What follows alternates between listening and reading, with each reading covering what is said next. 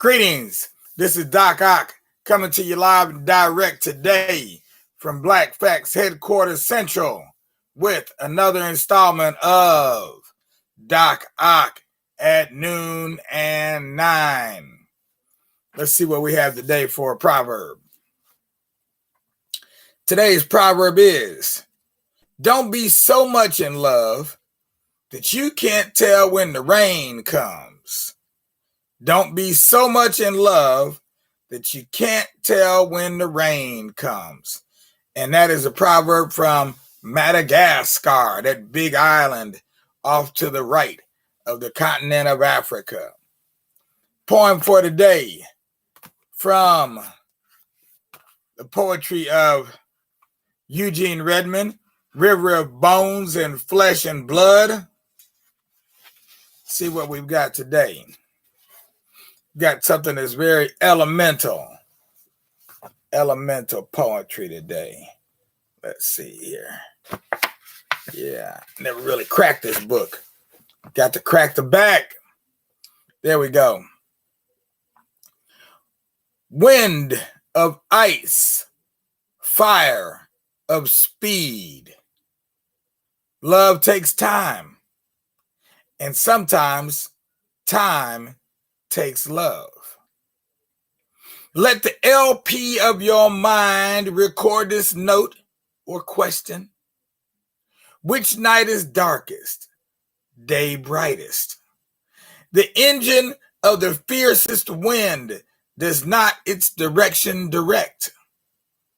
On a page of experience in the dictionary of life, love is loud, not clear. Abscess on the libido, alibi to screw, faithful for fanatical faithful's sake, arrows of flame in the soul's basement, excuse for failure. Love takes time, takes love, takes. You fill in the blank. And now we're back to our featured story of the month. Doing it the hard way. Doing it the hard way. Let's see where we're at today. In the book, Doing It the Hard Way. So this is the story of Edward W. Crosby, reflections on the life of Edward W. Crosby, who's still with us, by the way. We're here celebrating his 88th birthday, the 88th year of Crosby-ness. Now, let's see where we're at here. Yeah, we're good. All right.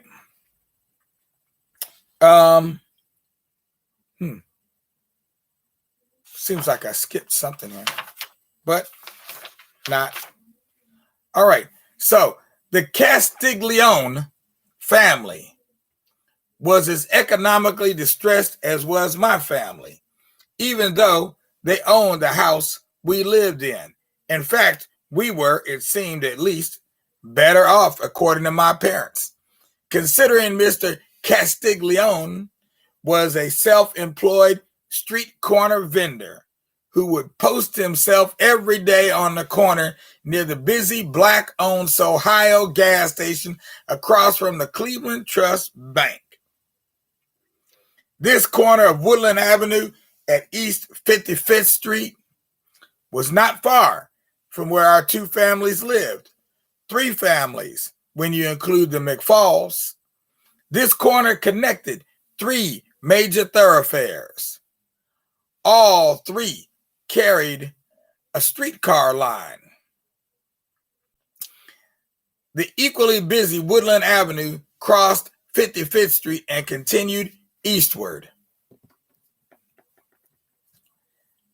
Kinsman Road, another busy thoroughfare, ran diagonally from this point eastward on On alternating days and times, Joe Castiglione would move his sales pitch to each corner according to the number of people getting on or off the streetcars, the amount of car traffic, and the possibility of increasing the take he had already earned, and his projection of earning more if he was lucky. The two families.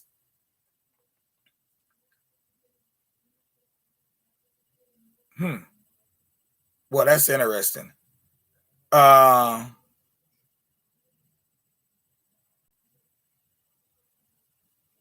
This says where he was at, and it tells you, oh, he was a self-employed street corner vendor. I'm going to fill in the blank there because I know that what he was selling were razor blades. Yeah, razor blades. So he was standing on the corner selling razor blades. He had one other thing he sold, but I can't think of what it is. But I know he was selling razor blades, just to give you an idea of what he was vending. Because I've heard him tell this story before, but he told it a little bit differently. So depending on how the traffic was going would determine which corner he stood on. The two families got along well. Indeed, as I remember it, Mary Castiglione would feed us with some very tasty, homemade, hard, crunchy Italian cookies each time the rent was paid, usually on Friday.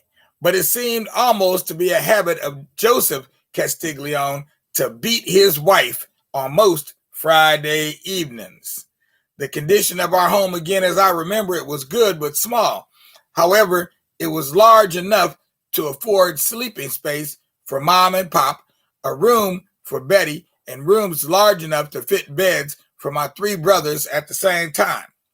I can't remember where our extended grandparents, Mr. and Mrs. Simeon and Anna McFall, slept. They were not roomers. My parents may have taken them in to help defray housing costs, but regardless of how they became connected, they were considered to be family and were respected as if they were our blood-related family members. They may have been considered a replacement for my mother's father, who had died just about when they came to live with us. Whatever, my brother's sister and I always referred to them as Grandma and Grandpa McFall. The McFalls held these titles right into our adulthood and well after their deaths. That is, even to this very day. Only my youngest brother, Kenny, may not have had firm memories of these family members. Before Shirley and I married years later, I made sure she had been introduced to my grandparents, the McFalls. Our house did have a bathroom, but occasionally no hot running water. Mom and Pop, along with the McFalls, had to carry hot water heated on the coal stove in the living room or maybe the kitchen stove for general wash-ups or baths. See, back in those days, they would have one of those hot belly stoves would be your space heater. Instead of having the little electric ones we have now, they would just have a pot belly stove, and you'd fill it with either coal or wood, I'm assuming. For general wash-ups or baths, they'd have to heat up this water either on the stove in the living room or on the one in the kitchen. Yeah, for general wash-ups or baths or... Okay, that doesn't make sense. I'm going to skip that part. During the winter, my brothers and I were bathed or bathed ourselves in front of the pot-bellied living room stove in a large galvanized tub. Back in the day when tubs were really tubs. I don't remember where my parents and the McFalls bathed in the winters.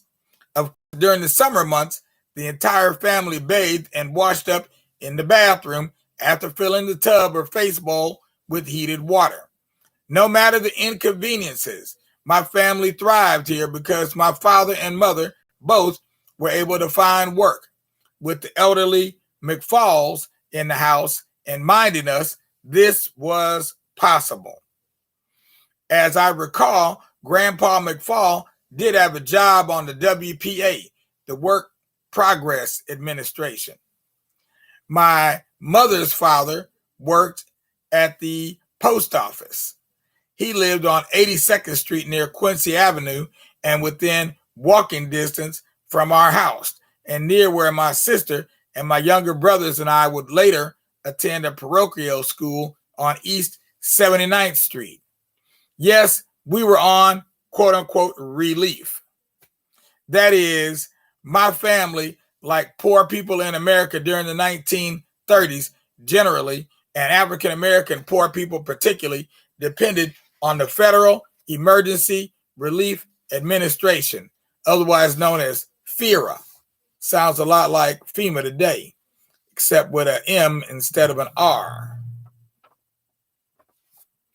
The Roosevelt administration gave this name to the Emergency Relief Administration that was created by Herbert Hoover in 1932. Several relief programs were operated by FEMA. For instance, FEMA operated work relief projects like the WPA or the Work Progress Administration, construction projects, work projects for professional writers, artists, actors, and musicians, and projects for the production of consumer goods. In addition, FEMA authorized the production of consumer goods which were very useful and absolutely needed, such as canned goods, garments, mattresses, bedding, along with a variety of other goods which were distributed to relief recipients. Another part of President Roosevelt's New Deal program was designed for unemployed and unmarried men ages 18 to 25. It was the Civilian Conservation Corps, this otherwise known as the CCC. This much needed program was a public works relief program that operated from 1933 until 1943. It employed young men, some of whom were veterans and Native Americans. They earned $30 a month, $1 a day, with the allocation of free housing, clothing, and food provided. They sent home $25 of the $30 earned. These unskilled manual laborers were put to work conserving and developing federal, state, and local governments' natural resources, especially those national and state parks we enjoy today. One fact I must mention is something that has been a hallmark of life in America for my entire life. It was this historical fact. The total of 200,000 African American enrollees were segregated after 1935, but received equal pay and housing. Black leaders lobbied to secure leadership roles. Secretary of the Interior, Harold Ickes, pressured Director Robert Fechner to appoint prominent African Americans to supervisory positions such as education directors in the 143 segregated camps. The separate Indian Division was a major relief force for Native Americans, as my brothers and I would say now. It was mighty white of them to give these men equal pay and housing. My brothers, end quote. My brothers and I were too young for this program. However, I remembered my parents discussing how many young men in our neighborhood had been sent to a CC camp. At the time, we had assumed they'd been sent to jail. We were too young to think otherwise. Every week or maybe month, I, along with my oldest brother Fred, would accompany Mama to the food station to pick up our free, quote unquote, free ration of food for the week or month. I can't now remember which. We would bring along an empty baby carriage or our wagon to take our allocation of food home. It was usually too heavy for our mother had 8 or more miles to feed with it, 4 of whom were adults. Sometimes us youngins had to carry some of it home in our arms. Thank goodness the food station was not far from home. As I remember, we would take home a lot of beans, raisins, prunes, cheese, oatmeal, flour, and day-old bread, usually white. Maybe some apples or other kinds of fresh fruit would be included. We were constantly short on food. However,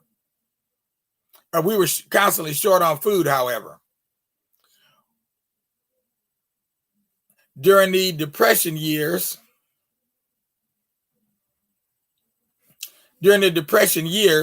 all foodstuffs were received, and of course, the policy and clearinghouse underground economies were taken as gifts from God.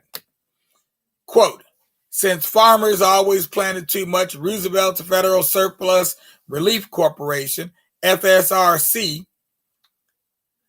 FERA, and the WPA programs helped reduce these surpluses by means of government purchase and then redistributing this surplus food to the needy, end quote. 3 methods of distribution were employed with varying success: direct distribution, food stamps, and school lunches. I need to give a little more time to the Roosevelt administration's distribution of outer and undergarments. My family, especially us boys, really appreciated the Mackinaws, long and short sleeve shirts, corduroy pants, shoes and stockings, gloves, underwear, t-shirts, and the scarves we wore during the freezing cold winters or during blistering hot summer months in Ohio.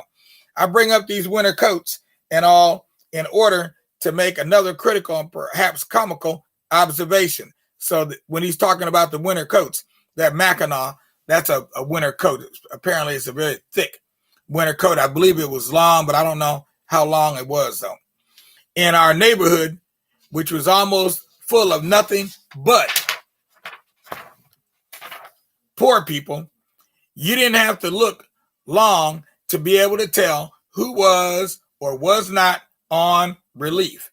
You could always tell just by taking notice of what they were wearing. If it was a plaid Mackinaw, the wearer himself or his family was certainly on relief.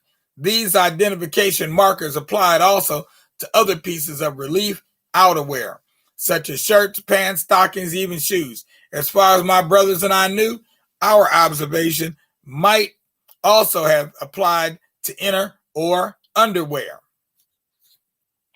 This aside is not brought up to demean us or our neighbors. It has rather been brought up here in a laughing manner to underscore the prevalence of poverty where we grew up. It's like laughing to keep from crying. So we're going to end right there because I've got somebody else who's going to he's going to pick up reading from there and continue on. So I'm going to end up right there for today. Yep, we're going to end up right there for today. And that actually ends chapter 1. So we'll pick up tomorrow with chapter 2. Yeah, we'll pick up tomorrow with chapter 2. And I'm not sure exactly how I'm going to do that. It's going to be kind of different, but I'm going to work on that tonight and see if we can get it together. And if not, we'll do it another way. But in the meanwhile, I hope all of y'all have a really good day. And at the end, you can have a really big smile. In the meanwhile, I'm checking Doc Ock signing off at noon and 9. Don't forget, as always, we're still running our 2020 campaign, our attempt to raise $20,000 by November 20th, 2020. And we are far from our goal. Y'all need to be making those regular donations. The link is right below. If you're on Facebook, no excuse. If you're looking at us, the heck is that? Oh, wow. If you're viewing this on YouTube, go to our webpage, make your donation there, and for sure, sign up for that Amazon Smile program. So many of your Amazon purchases will we will be forwarded a small percentage off of those purchases at no cost to you whatsoever. In the meanwhile, we're out. Peace out without a doubt. We will be black tonight at 9, and we'll see you then. So everything's going to be just fine from now until then. Peace out.